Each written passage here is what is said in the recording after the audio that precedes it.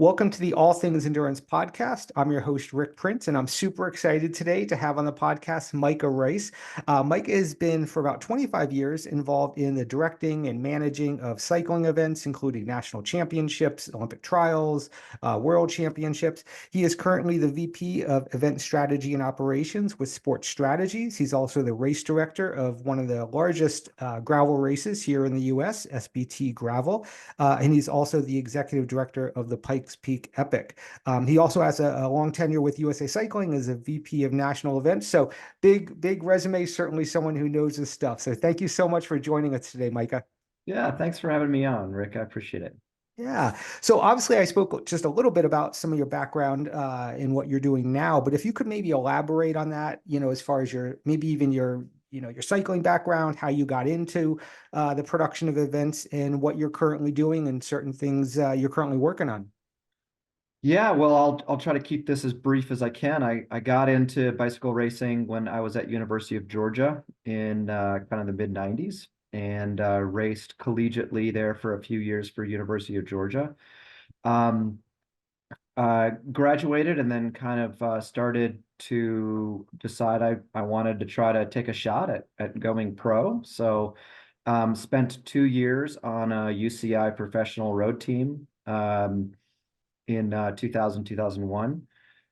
Fortunately, realized pretty soon that I really wasn't good enough to actually kind of make it in that world if I wanted to actually make a paycheck.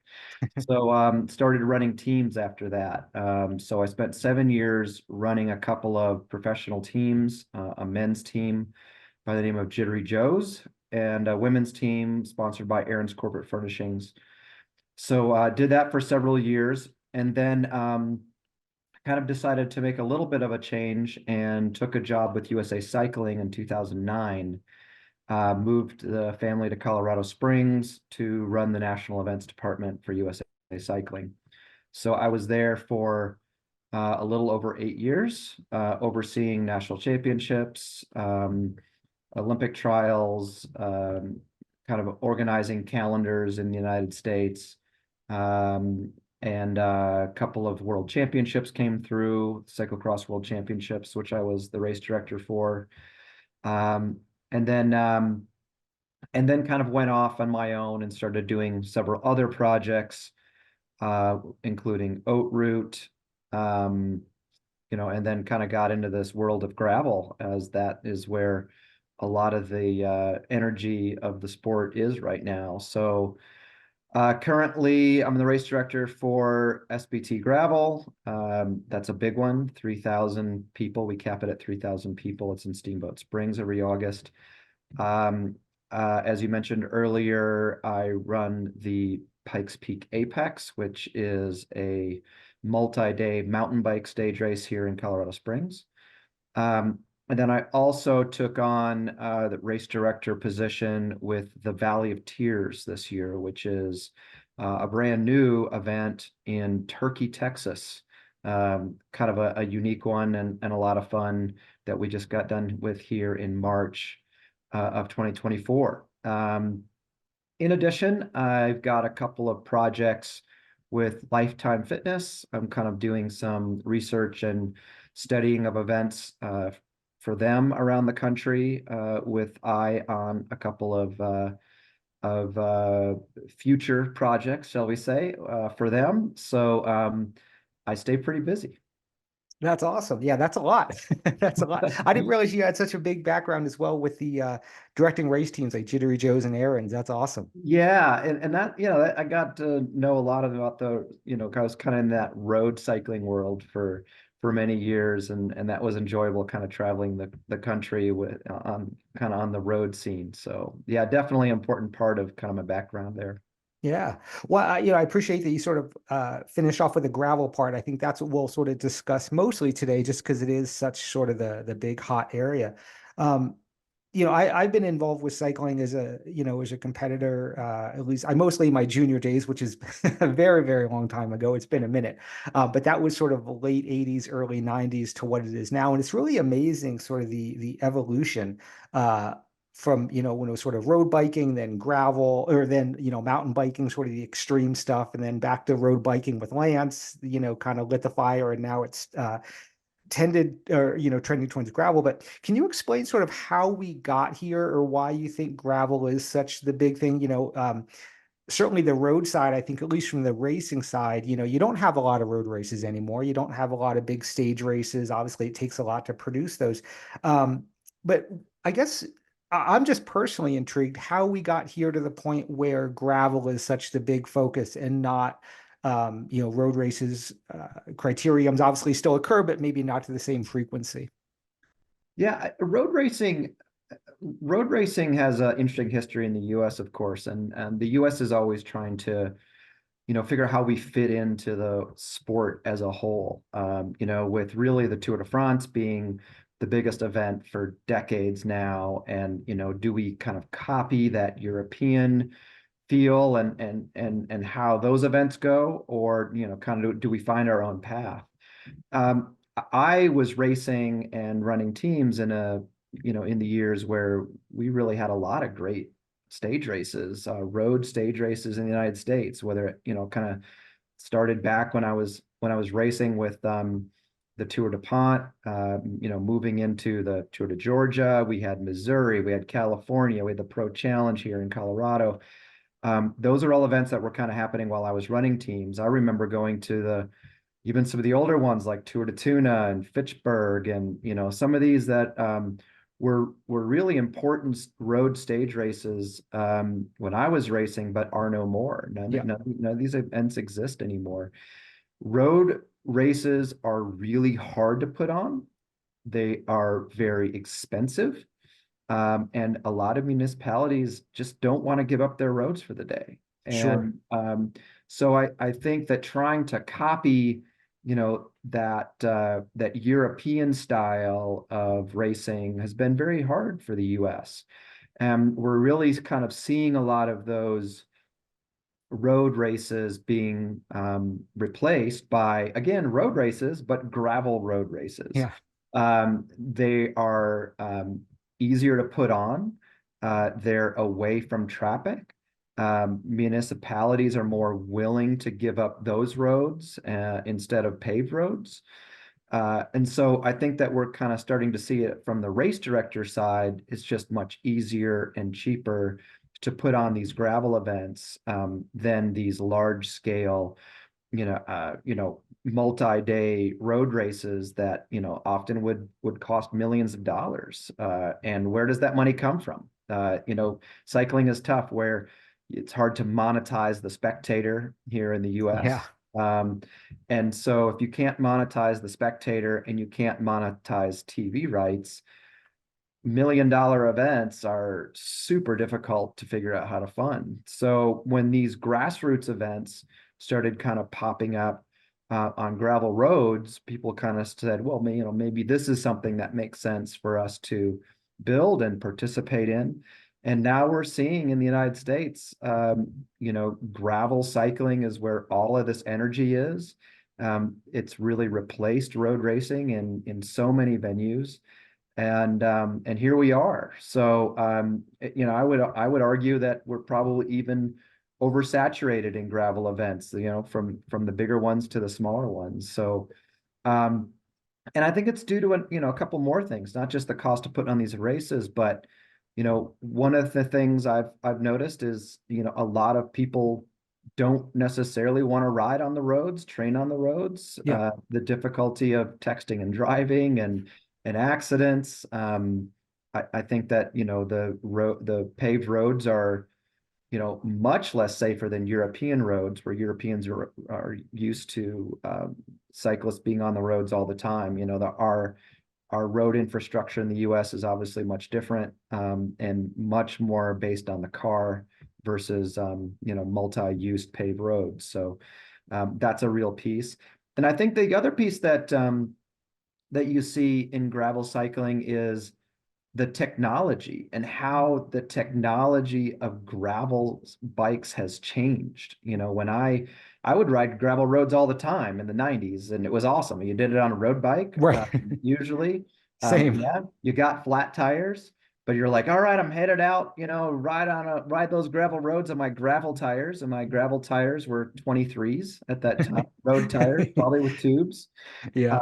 And so, now that you've got the technology of tires that you're pumping up to 25, 30 pounds, sealant and tubeless, it and just kind of the technology that made those gravel bikes much more fun to ride on gravel roads, and that's bringing more people in and creating excitement there. Yeah, yeah, those are great points. It's I was talking to someone the other day. We were talking about the whole distracted driving thing, and which is definitely, to your point, one of the rises of gravel and indoor stuff like Zwift and all that kind of thing. And so I thought that was the main driver, which it still might be. I finally got around last year to buying a gravel bike, and there's some awesome gravel single track near me. I'm like, this is awesome. Like that, maybe it's just because it's a lot more fun as well. Yeah. It was a blast, and but yeah, you're right. I mean, I think about when I grew up riding a lot, and it was all on these small back roads in Pennsylvania, no shoulder, and I never really worried about it. Maybe I should have been worried about it, but I was talking to our mutual friend Matt Kramer, who grew up with me, and we both said, Sure. gosh, I would never go back there now and want to do it with all the distracted driving and GPS, and it's a whole different awareness, I guess, of kind of, because I feel like you can't go more than a couple weeks without hearing of someone getting hit by a car, and it's really tragic, and you just didn't doesn't maybe it's because of social media, but you at least didn't hear about it as much, before all this technology. So I'm sure it's definitely more prevalent now. Yeah, I mean, and you bring up a good point. I mean, just the mindset of cyclists is different. I mean, Yeah. I think about some of these roads that I used to ride. Even here in Colorado Springs, when I first came to Colorado Springs about 14 years ago, I used to go ride up Ute Pass and be like, all right, now I can kind of get in the front range and up to Woodland Park. I'm just like, I drive Ute Pass and I'm like, what was I thinking? Like, Right. there's no line of sight here. There's no shoulder. I was like, why would I, ride this thing when I can, take the dirt road that's off to the side and get to the same place? It might take me a little bit longer, but so I think the mindset of cyclists has changed, to your point as well. And I think people are just a little bit happier and feel safer off of the paved roads. Yeah, yeah. It's interesting too, both you and I coming from a background of cycling, at least within USA Cycling, where all the races are categorized, you're a category 5 or 4, 3, 2, 1. Whereas, you go on the running side of things and you could be at the start line with Meb Keflezighi, kind of thing. He might be in the elite, but you're still in the same, race. Do you feel that that's a little bit of an allure of gravel as well as it at sort of these mass start events? It's not so, oh, I'm a category 1 and you're only a category 4 or whatever. And I don't know. To me, it seems more inclusive. I don't know if there's a sort of overall thought about that, but that seems to be also maybe one of the reasons why it's a little bit more welcoming, maybe is the best way to put it.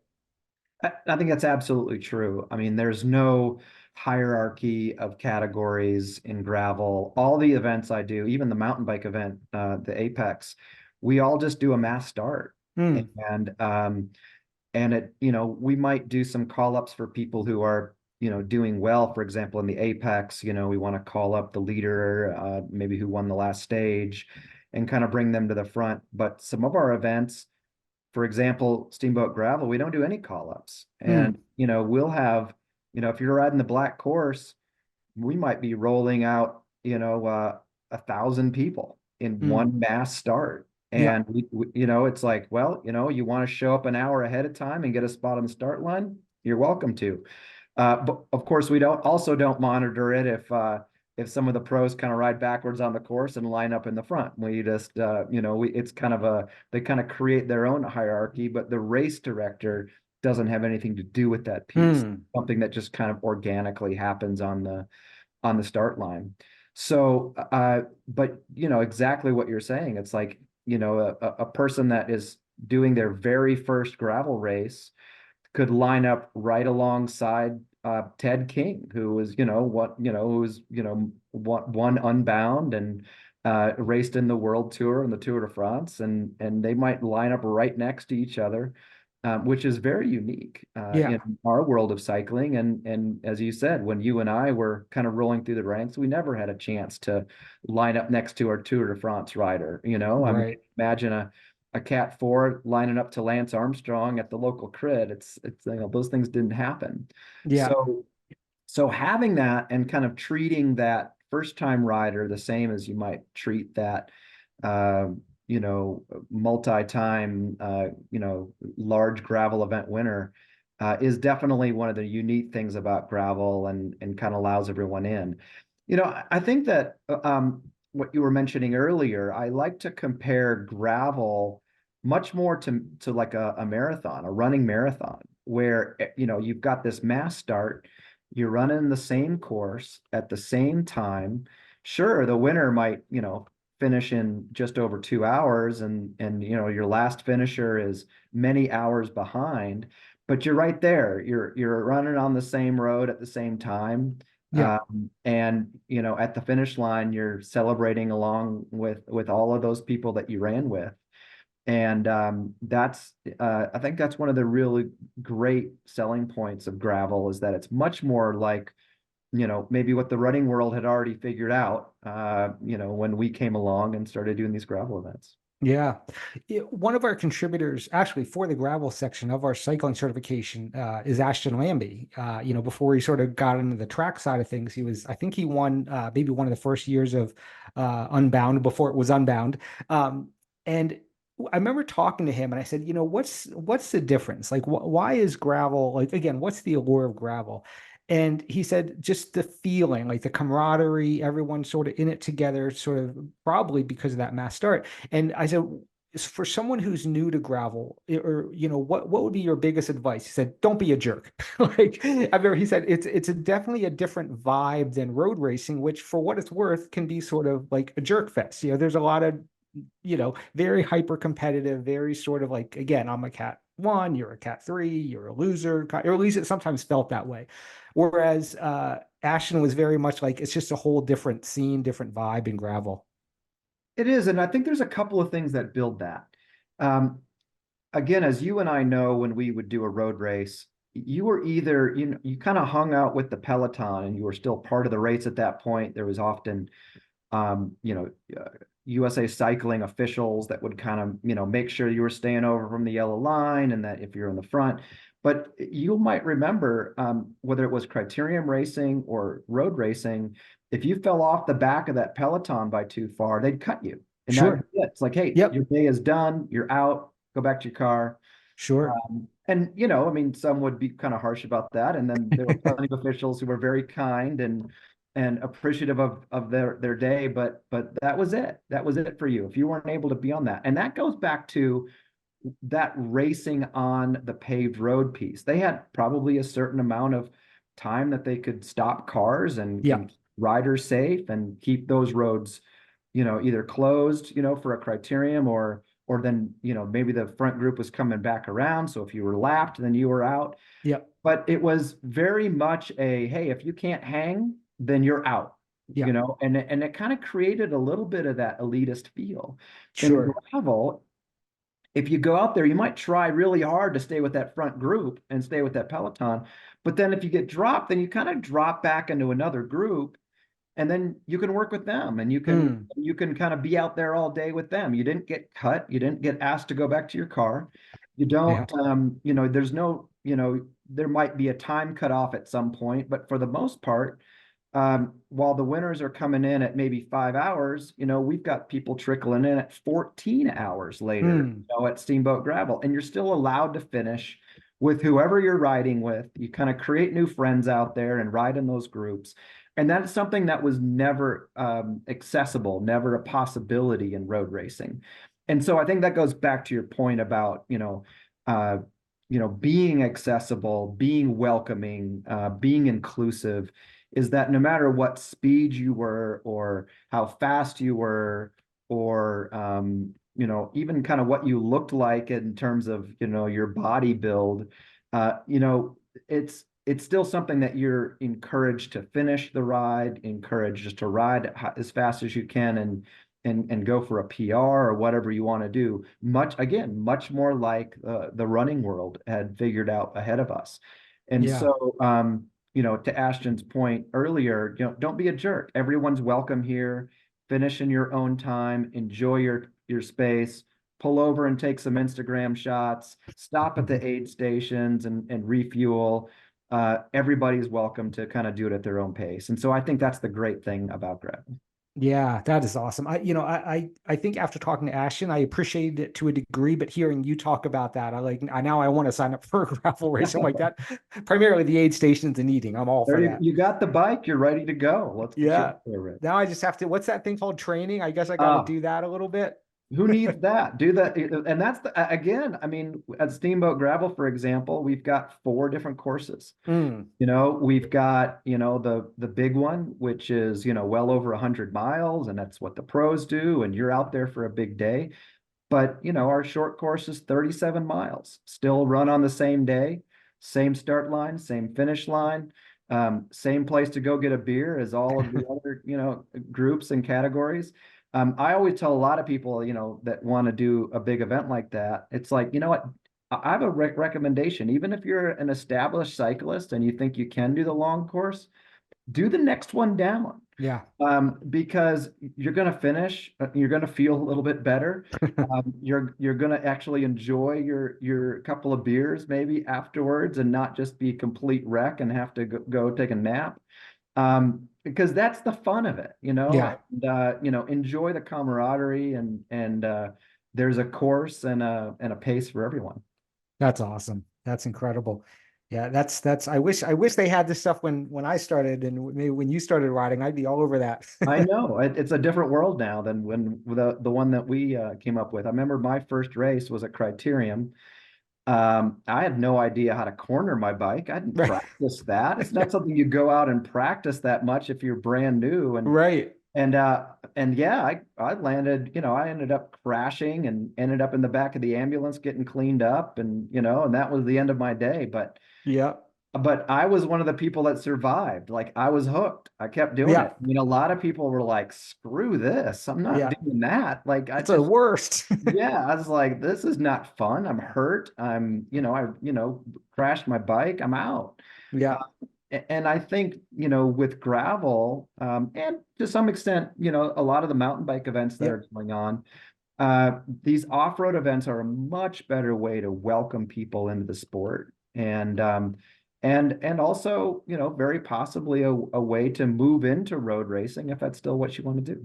Yeah. Yeah. I mean, I will say when I look back on my time, riding and racing, I always did the road, and then in the fall I would do mountain bike races. And for what it's worth, those were always much more fun. I always looked forward to that much more than I did the road season. I always loved the mountain bike. I wasn't very good at it, but I had a lot of fun. No, very true. I for a couple of years I remember I had a coach, and some people might remember Paul Curley.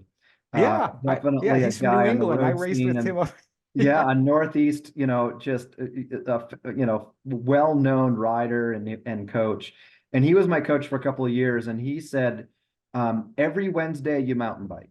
That was kind of part of his training plan. And Mm, so it kind of got me into making sure that I was, riding a mountain bike at least once a week, yeah. technical skills, just a little bit of a change from being on the road all the time. And I think that was part of what kind of got me interested in kind of that off-road world. And I did mountain bike racing as well, and I loved it. Yeah. And that's kind of again why I was like, I'm going to take my road bike on these off-road, trails, or whether, or gravel roads, and it kind of like got me to move in that direction. So even Paul Curley was telling people to get off the road every once in a while Yeah. back in the 90s. That's awesome. I raced a little bit in college. I went to school up in Massachusetts, and he was always beaten up on the fields up there. He's a Always, monster. always. He's a monster. So, next thing I want to chat about. So I guess we've discussed sort of why gravel is, or potentially why gravel is popular, sort of where it's going and whatnot, or where it's at now. Where do you see the future of gravel riding, gravel racing, and maybe to a degree, or ancillary to that, mountain biking? Yeah, and I think it was a big question mark. I think a few years ago, is gravel here to stay? And I think we've gotten well to the point where it's like, yes, it's definitely here to stay. Yeah. What does that look like? And yeah, we if you look back on the history of cycling over the last few decades, you definitely see the circle of life happening, right? With all of these different disciplines and what's popular and what's not. I think that we definitely saw road racing take a huge rise during the Lance years. And then even Lance got off road and started, making a push into, by showing up for the things like the Leadville 100 and things like that. And I think that kind of started to turn people on. Mountain biking, we saw it kind of rise and then kind of went down there as well for a while. I think we're starting to see mountain bike start to come back a bit. I think that a lot of people that were racing on the road in the early to mid 2000s, as kind of masters riders have moved to gravel. They've found that as a way to go. So I think as we've seen a lot of the road racing events disappear, we've seen a lot of those people get a gravel bike and move over to gravel. And there's still, again, masters riders love it because of this mass start, right? I mean, I'll say this as a 50 plus rider now. I mean, how much fun is it to line up at the front of a gravel race with the folks that are well known in that gravel racing world and see how long you can hold on. I mean, I Right. know there's plenty of people who love the mass start option because they get to kind of test themselves. How long can I hold on to that front group? This is a great point. Yeah, with people like Peter Stetina and Keegan Swenson driving it, how long Sure. can I hold on and be part of that? And then you'll, eventually probably those, you'll see those folks get dropped and then they drop back to those next few groups. And then you work with them to see how close you can finish and maybe even have an age group podium at the end of the day by the time you finish. And so I think you're seeing a lot of road riders really excited about that. It's kind of like a massive group ride for them to see how long they can hang on with the pros. And again, very similar to those Grand Fondos that we've seen. Those Yeah. are very popular in Europe and even here in the US. Those Grand Fondos on the road. That's essentially what those gravel rides are, just Yeah. roads. And so I think that we're going to continue to see off-road racing and gravel cycling be a pretty big deal. I feel like we very well may see more multi-day events pop up. We are seeing a few of those. Rebecca's Private Idaho. Mm. There's a Cascade, like a kind of an Oregon gravel grinder multi-day event. We're kind of starting to see those pop up. Even Steamboat Gravel, we have casual rides starting on Wednesday. People Oh, show wow. up really early in Steamboat and start doing casual rides together. And then by the time we get to our Saturday morning shakeout ride, we have 1,000 people that show up for the chamois butter shakeout ride. That's That's amazing. always on Saturday morning. It's a chill ride, very short, gets everybody in, early and then kind of rest for the Sunday race. So I think these multi-day events will start to happen. I think that road racing in general, I think that, we've kind of started to see the equipment have these gray areas, right? You used to be have a road bike, you had a mountain bike, that was it. And then like the cyclocross bike was kind of in between, and that was a very specific tool for a specific race. I would argue now that there's like a road bike on this side and a mountain bike on this side, and all of these gray areas in between. You've got mountain bikes with drop bars, you've got gravel bikes with mountain bike level tires. I mean, you just got everything in between. You've got, road bikes with plenty of width so you can, put a 32 millimeter tire on there and Yeah. get off road. I mean, there's just everything in between. And I feel like we're going to start seeing a lot more events be in that gray area, whether that's Okay. like a Belgium waffle ride where they don't want to call themselves gravel, they want to call themselves unroad. But they've got, there's a lot of road cycling and, as well as off-road riding. I think we're going to start to see road races that have gravel sections, something that's been around a lot, like the Boulder Roubaix has kind of always been in that space. Everyone used to show up with road bikes to do that, and now people are kind of showing up with gravel bikes. But I think we're going to start seeing road races that are like, okay, it's a road race. Which bike do I bring? Which tire do I run? Interesting. And it's just going to be a matter of like, well, how much pavement is there versus how much dirt there is? What is the condition of that dirt? And I think road racing and gravel cycling will start to be showing up in that gray area in Mm. between what we used to really say, this is an asphalt road race, this is Yep. a gravel road race. I think we're going to start to be merging and graying out that area in between. And it's going to be, oh, it's a road race. Which bike do I bring? Uh, Yeah. and that's where I think the future probably lies, I think, in what we're going to see in 5 years and 10 years from now. Yeah, that's fascinating. I mean, and personally, it sounds so much more cool than just, maybe one or the other, just having that hybrid of different events. Yeah, Um, yeah, it's funny too, you mentioned just the trend towards off-road. And it's so funny, like I started riding in, well, I guess it was late middle school, but then certainly high school I was racing. And really like Matt Kramer, we were like the only like weird kids wearing spandex riding, bikes. Like everyone else is playing like, real sports, football, soccer, whatever. And here in Highlands Ranch, Colorado, do you know Scott Schnitzbaum? I'm sure. of course. Yeah. Yeah. He's been USA Cycling for a while, and now he's back with USAT.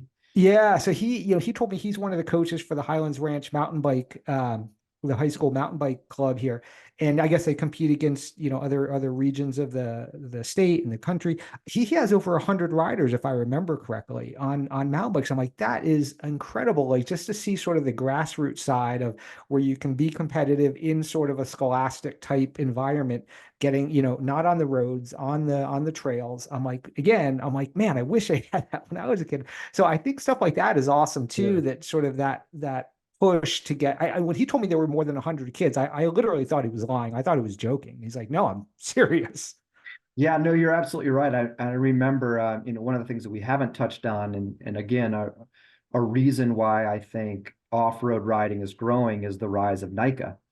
Yeah, yeah, Colorado High School League is not connected with NICA anymore, but it's kind of the same idea. This high school league, mountain bike riding and racing, and so again, off the roads, safer for these kids to try and train.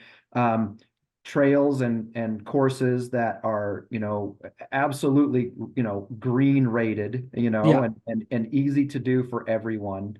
Um, don't worry, a green rated mountain bike course at speed is pretty hard yeah, for the folks in the front, but very doable for the kids in the back, and much yeah, more, again, a welcoming group, say as a high school sport, versus some sort of an elite sport. And so I think that, you got so many more kids that are, growing up and riding mountain bikes at their, for their local school and in their local, whether it be a club or actually a racing team that travels a little bit. And that's only bodes well for off-road racing in the future and yeah, sport of gravel and mountain biking, just to bring, more people out. We're seeing USA Cycling really embrace that as well. Um, I don't think it's too big yet, but I know that there's a big push to do collegiate gravel racing. ah, So again, trying to find that next step. If you've got I mean, NICA has tens of thousands of people around the yeah, country that are racing in these high school leagues, and these high school leagues are also, you know, breeding coaches, adult coaches, and adult, race directors, and people that are, maybe were in the sport, but or very new to the sport and just kind of jumping in with their kid now that they're involved.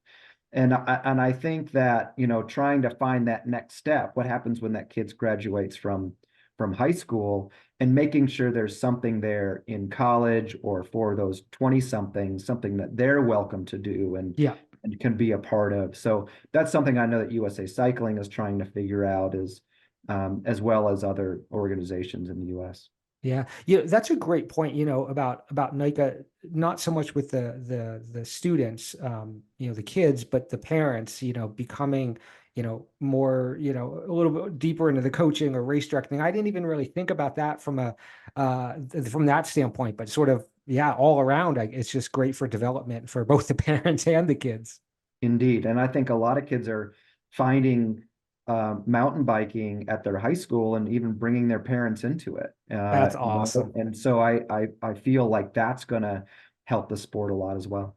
Yeah, that's a great point. Yeah. Again, stuff that I didn't even really consider. So for someone who wants to get into gravel racing, whether it be, they're currently a road rider or a mountain biker, or just someone who, has never ridden a bike really at all and just wants to do something fun, kind of like almost like someone would undertake a marathon or a 10K. Any specific advice to them other than, getting a bike and just going out and going for it and having fun?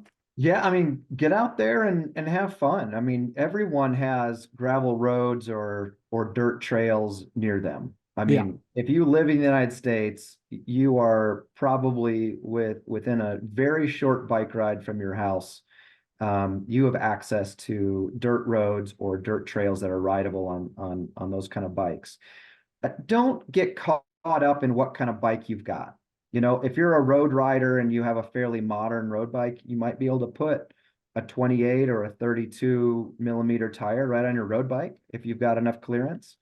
Um, if you have got an old mountain bike, use the old mountain bike. It's great. Yep. You might take a look at what kind of tires you've got on it. If you're going to ride on the gravel, maybe you use a slightly thinner tire than a modern mountain bike tire. I mean, I remember when typical mountain bike tires were like 1.5 inch, and those are Yep. kind of good gravel level tire right now. It seems like everything else is a 2.3 inch or above now on the mountain bikes. Yeah. Um, and um, and the gravel tires, those range anywhere from, probably a 32 up to, gosh, I mean, 42, even up to 50 is still popular, even among the pros. And again, the technology has changed where the rolling resistance isn't that much different. And so don't concentrate necessarily on what you've got. Anything you're gonna be comfortable on. If that's a flat bar like a mountain bike, use a flat bar. It's great. There's plenty of people out there doing gravel races on flat bar mountain bikes. And there's, people out there on road bikes that just have put kind of a heftier tire on there too. So don't get caught up on, do I have a gravel bike? Um, there was a joke going around a few years ago. That was basically was like, do I have a gravel bike? Well, do I have a bike? Then I have a gravel bike. All That's bikes great. are gravel bikes. Yeah, I love that. And is that a BMX bike? It doesn't matter. Will it ride on dirt roads or dirt trails? Get out there and use what you got, and pack a snack and just go ride locally. Yeah, that's awesome. Again, it goes back to the whole welcoming thing. Again, with respect to the road racing, right? Like there's all these very specific rules with road racing. You certainly can't ride a drop bar or a Right. flat bar. So it's just, that was going to be one of my other questions because, I'm not that familiar with gravel. Like, can I take my mountain bike on this? Can I take whatever? And that's so cool. Anything you want. I mean, there's really no. I mean, if you start getting into, say, championships or larger events like that are professional, then there might be some rules kind of dictating some equipment that you should have with you.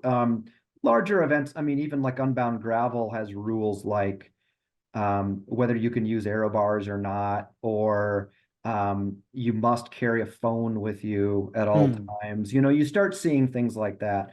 But Okay. most gravel events are just like, brung what you brung, Yeah. let's bring it. Whatever you got that you feel comfortable on, show up to the start line and have a fantastic time. That's great. That's so great. So I guess one of my last questions for you, or sort of maybe, yeah, one of the last few questions is, because road racing in the US here specifically is sort of on the decline. Certainly, we're seeing a lot of amazing results from US riders, Sepp Kuss and all those guys over in Europe. But if I were, if I wanted to be a pro European road cyclist, but I didn't have the means or the whatnot to go over and plant myself over in Europe and train and race in that system over there, do you feel that gravel then would be a viable pathway then potentially to get noticed, to get the fitness, to get what's required to potentially get noticed, to maybe have that segue over to racing over in Europe potentially? Yeah, and the answer is yes. I think the answer to that would have been different, say 5 years ago. Okay. Before, I mean, gravel racing now, the front end, the pointy end of these gravel races are very professionalized. Yeah. The riders that are doing that, they're privateer riders. They have sponsors. They have mechanics. They bring support with them. They are paid, as good as any road rider, domestic road rider has ever been paid in the United Mhm. States. And the industry and the cycling media is paying attention to the front end of those races. And so I would say, absolutely you could. And you can already kind of see that there's some people that are kind of getting that foothold in gravel, young racers that will get opportunities. And, by the time you get to, starting to really put results in at gravel races, you probably are riding on the road for fitness already. Sure. And whether that be, all the guys that go out, and do the shootout ride in Tucson every Saturday, to, the local group rides, to maybe even a local road race. From a training perspective, um, those advanced riders are still using the road bike as a tool to prepare for gravel cycling, and in many cases. Um, and so you're going to see a lot of these younger riders that are doing well on the gravel scene, and maybe even the mountain bike scene, move up and get a shot at, maybe going over with Team USA and doing a camp with the national team in Europe, in Belgium, or maybe getting a shot to do something like the Tour l'Avenir, or something like that with a US team. I think that you are going to see that. The USA Cycling still has robust U23 and junior programs that are running around the world. Um, a trip to Pan Am Games, those are things that are always in the cards. And even at the high end, if you'll remember, just back in not about a year and a half ago, Keegan Swenson, kind of the top rider, top gravel rider, and in the United States, was asked last minute to go to the Road World Championships with Yeah. Team USA. It was kind of a last minute. He replaced another rider who was having some visa problems or something. But um, I mean, really, right there at the very top end. Keegan had, never done a large world tour road race in his life, yet he Yeah. went straight to the World Championships, just based on how dominant he was on the gravel scene. Yeah. So no question that, when it comes to some of these road teams and the USA Cycling development pipeline, they're looking at gravel right now. Yeah, yeah. It's funny you mentioned Keegan. I could be wrong, but I feel like I remember reading something maybe a year ago, because of his results. He was offered a place, maybe as a, sort of as a development rider, but something with one of the big world tour teams, and he said no. He's like, I'm good, Yeah. like, and so I think it's also interesting because it was always, as a cyclist, it was always like the pinnacle of the sport was world tour. You would sell your soul to, to do that. And now he's like, yeah, no, I'm good. I'm good Well, with it's gravel. true. This I mean, is the fact is that he could move to the World Tour, and even have a shot at racing the Tour de France. But to do that, he would have to take a massive pay cut out of Oh, what he's interesting. doing now in gravel. Sure. So then he had to make a decision. It's like, okay, I could take a pay cut, And then I would, probably have to learn some things, kind of move up the ranks a little bit in the European peloton. It's probably a 3-year project to get me there. And, am I going to be to the point where I'm somebody that's going to move up the ranks or not? I mean, Yeah. so many people make that step to get on that pro tour team. They make that minimum salary and then that's it. They do that for 2 or 3 years and they don't make that next step. Or they get hurt or Yeah. they, sick at the wrong times and they don't get that renewal on the contract. He had to make a decision. Hey, I've got a great thing going here. Yeah. I've got the top sponsors. I'm winning all the big races. Do I want to cut my salary in half and move to Europe? You know, Not so uh, much. and it's like maybe that's the dream for a lot of people. And again, I would argue that if that offer had come 5 years previously, Keegan probably would have been like, "Yeah, let's go, let's do Yeah. this." But the front end of that gravel peloton has truly professionalized to the point where there's visibility, there's money, there's a path forward to live as a professional for many years. Look Yeah. at King well into his 40s, still racing at the front of these races and making a living out of it, a good living. And so why would you drop all of that and try to see if you could, kind of start from the bottom and try to make it over there when you've got such a good thing going? Yeah, no, that makes complete sense. So last question or last topic for someone who wants to kind of essentially do what you're doing, maybe not at your level, but get into the race director. What would you say maybe, the pathway to that would be, where let's say I love riding my gravel bike, I'd love to put on a local gravel event or whatnot. Any specific advice to that person? Yeah, I mean, if you can always, I always recommend that people volunteer. Okay. And for something like SBT Gravel, we have a lottery to get into that event. It's really hard as a rider to get into that event to ride it, but it's really easy to get in as a volunteer. We are always looking for people who want to jump in and work hard and kind of see the event from the inside. Hmm. And I would say that the best thing to do is go to that organization and not just volunteer to like do packet pickup and be done.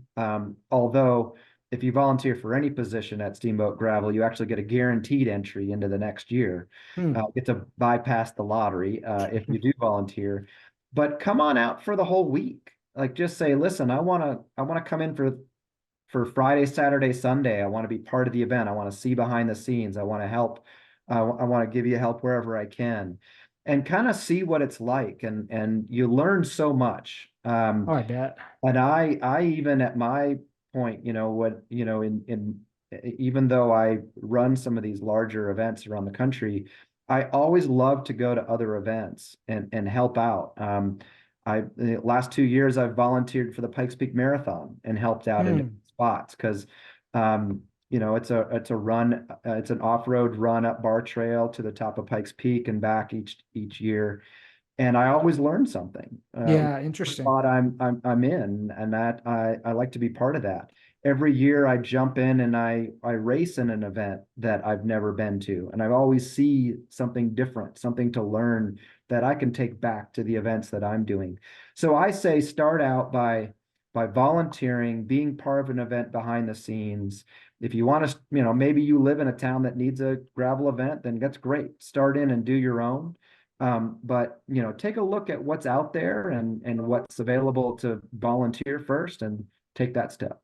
That's awesome. We did a running race director certification specialization course with this person named Mandy Mullen. She does running races up in Windsor, Colorado. And it's so funny you said that. She said the exact same thing. She's like she loves to do other races. One because she doesn't. It can be sort of stress free for her, but she always has that sort of R&D cap on. Like, oh, this event did this thing really really well. That's something I can kind of take with me and hopefully integrate into my events.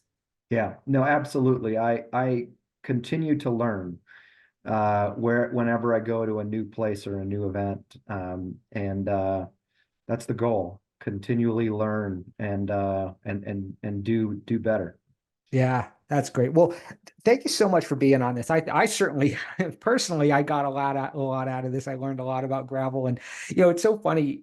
Not that I thought I was an expert on gravel or anything, but it's always funny, when you think you know whatever about a certain topic, and then you talk to someone who's in it, who has, this robust knowledge, it humbles you quickly. So yeah, I learned a lot of great stuff. Thank you so much.